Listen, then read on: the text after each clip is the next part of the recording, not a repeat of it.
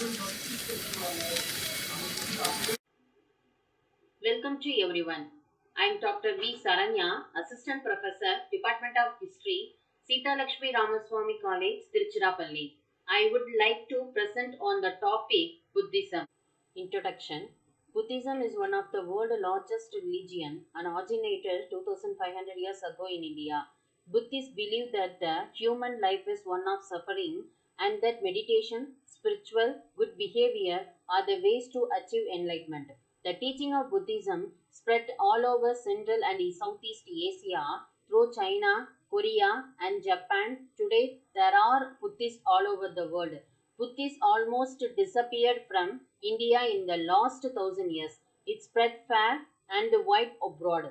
Buddhism is still widely practiced in Southeast and East Asian countries today. The wheel is very important symbol in Buddhism because it depicts the cycle of life and death. It believes that after being died, they are reborn or reincarnated into a new form. Founder of Buddhism. Buddhism was founded in India. The founder was known as Siddhartha Gautama, also known as the Buddha. Gautama was Hindu family, born to a noble family in Lumbini as a prince in present-day Nepal.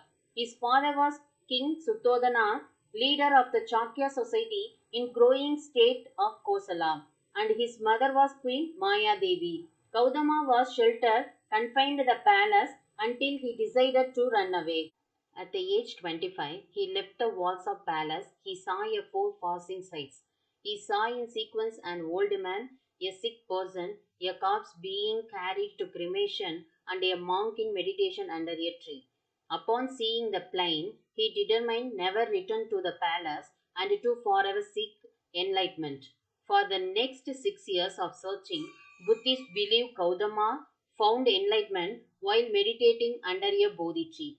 He spent the rest of his life teaching others about how to achieve this spiritual state. It means wisdom. He becomes a Buddha. The main teaching of Buddhism are encapsulated in the basic concept of Four Noble Truths. 1. Truth of suffering. 2. Truth of the cause of suffering. 3. Truth of the end of suffering. 4. Truth of the path from suffering. Now to see elaborately on Noble Truth. 1. Truth of suffering.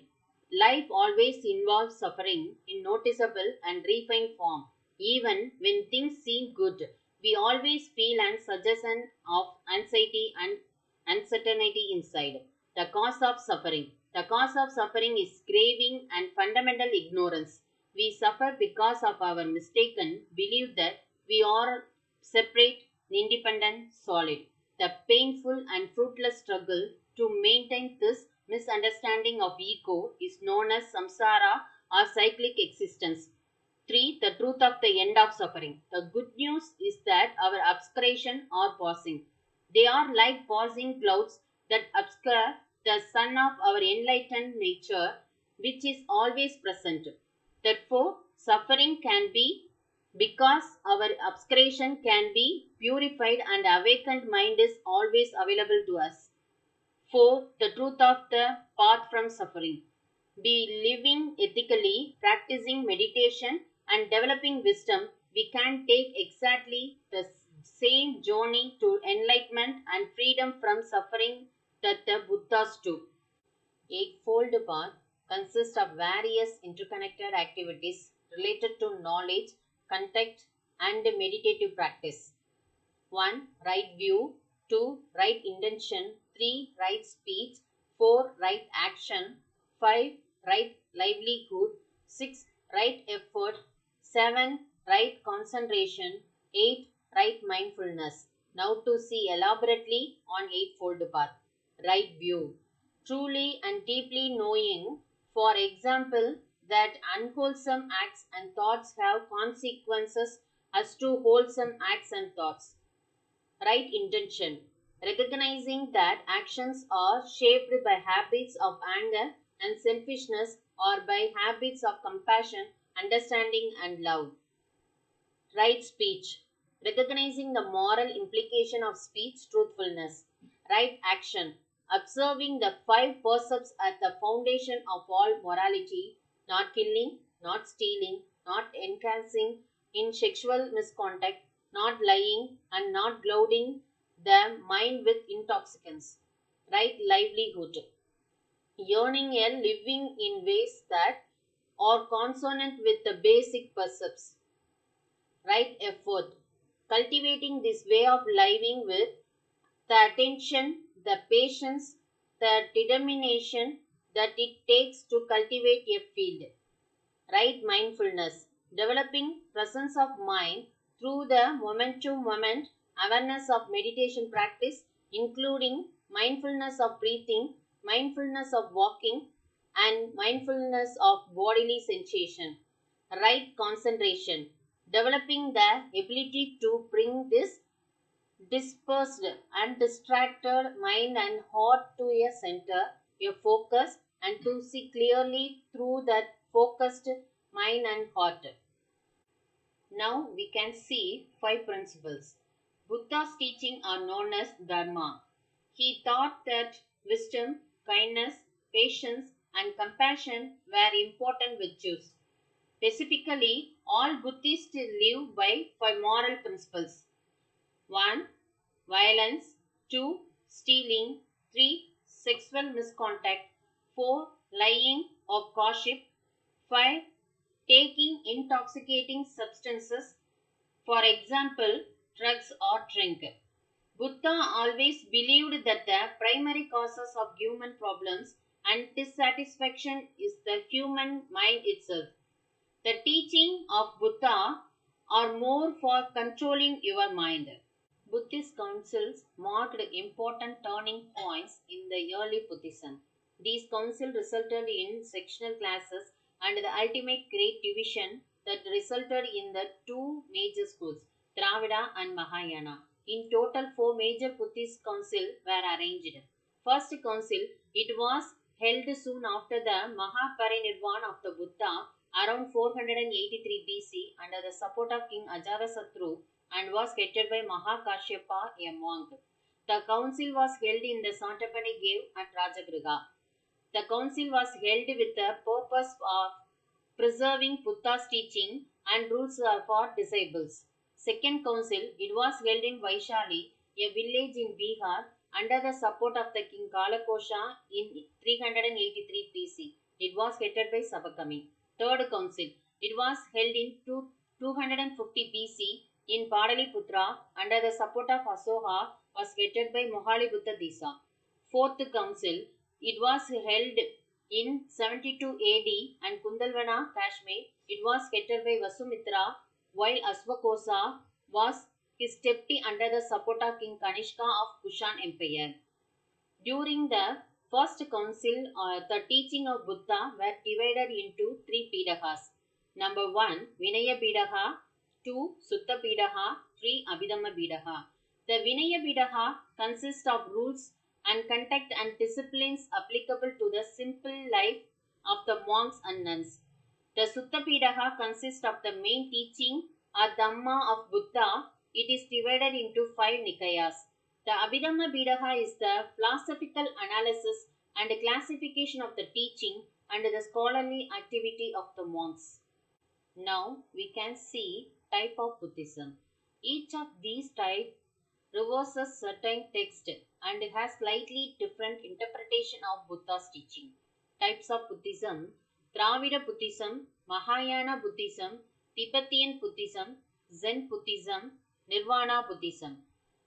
Dravida Buddhism established in Thailand, Sri Lanka, Cambodia, Laos and Burma. Mahayana Buddhism prevalent in China, Japan, Taiwan, Korea, Singapore and Vietnam. Tibetan Buddhism prevalent in Tibet, Nepal, Mongolia, Bhutan and parts of Russia and northern India. Zen Buddhism is a form of Mahayana Buddhism that's practiced in many of the same areas. It emphasizes simplicity and meditation. The word Zen means meditation. Nirvana Buddhism. It closely related to Dravida Buddhism, but the concept of Nirvana is also central to many parts of Buddhism. The term Nirvana means blowing out. As a candle is blown out, thus ending all attachment and desire to achieve a state of pure enlightenment. Karma. The concept of karma is not unique to Buddhism and it is a foundational belief in several Eastern religions, although with different meaning and nuances.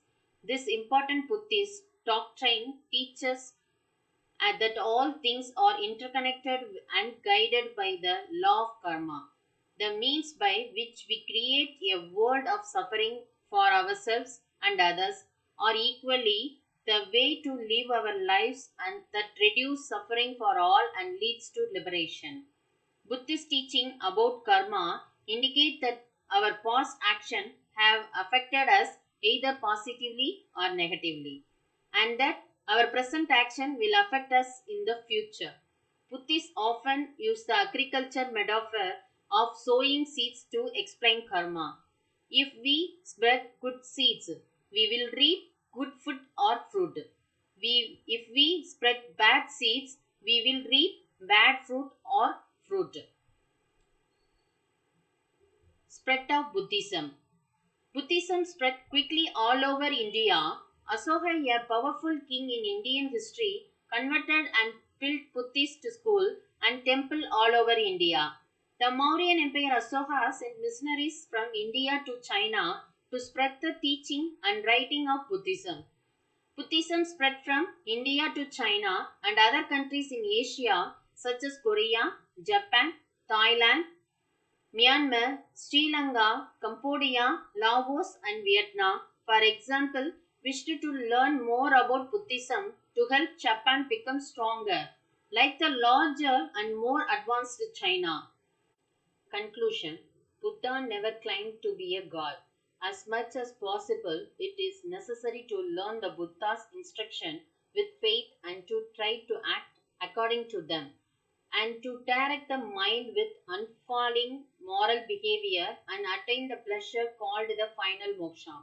It was only Buddha who intellectually removed the concept of God and soul, absolute fixed reality that dominated the Indian philosophy of his time, and introduced the world life thought alternative thinking to the world. He clearly proclaimed that he was human being who had attained Buddhahood, and that all human beings born on earth could attain this Buddhahood. He said that desire is the root of suffering, and the Buddha gives more meaning to the body and the world than the soul.